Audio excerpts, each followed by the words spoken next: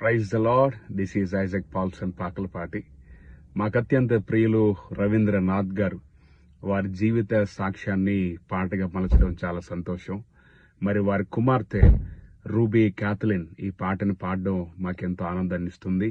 పాప ఎన్నో తలాంతులు కలిగి క్రీస్తు కొరకు వాడబడ్డం ఈ చిన్న వయసులోనే మా హృదయాల్లో ఎంత ఆనందాన్ని నింపుతుంది.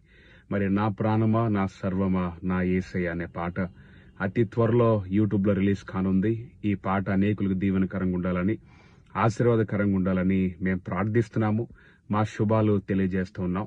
అందరూ కూడా రూబీ క్యాథలిన్ అనే యూట్యూబ్ ఛానల్ కి స్టే ట్యూన్ అయి ఉండండి.